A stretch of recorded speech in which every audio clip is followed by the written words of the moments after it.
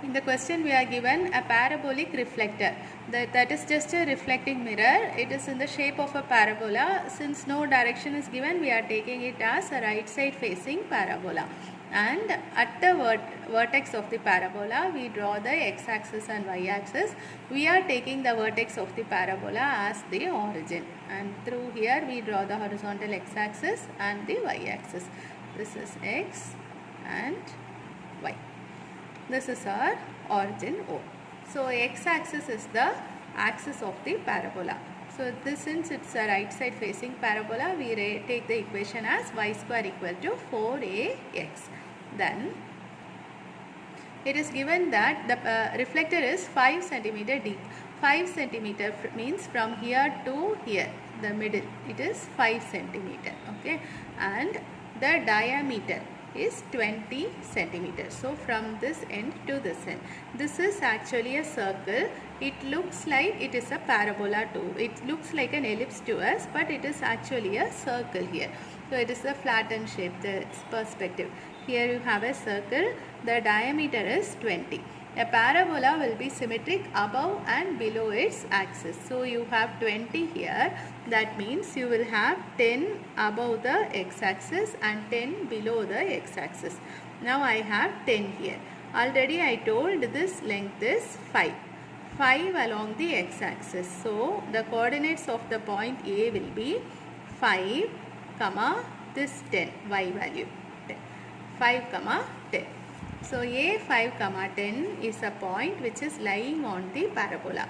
A point is lying on a line means what do? We can substitute the point on the equation of the line. It should satisfy the equation. Similarly, here also you have a point which is lying on the parabola.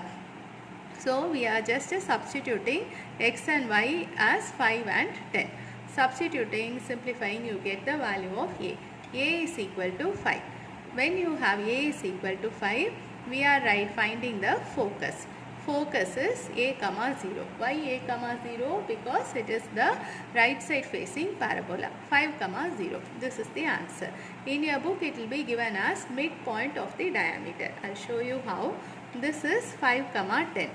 This also will be 5, but downward direction. So it will be minus 10.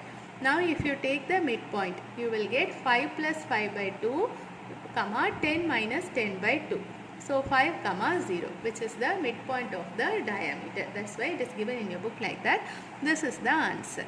And I have done an extra bit here because to explain the method that we are going to follow in all the problems.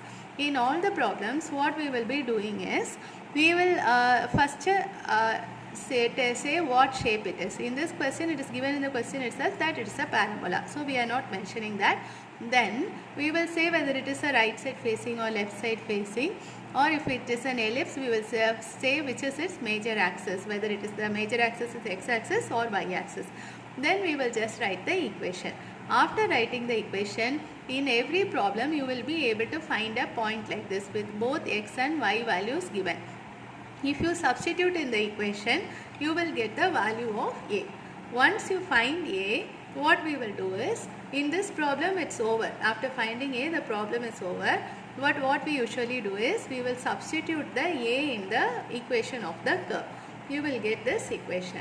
After that, you will be asked to find something else. Either x will be given and you will be asked to find y, or y will be given and you will be asked to find x. So this is the method that we are going to follow. We will write the direction of or axis of the curve, name of the curve, the equation. We will find a point which is lying on the curve. Then we will find A if it is a parabola, or if it is an ellipse, we will find A and B. After that, we will substitute everything in the equation.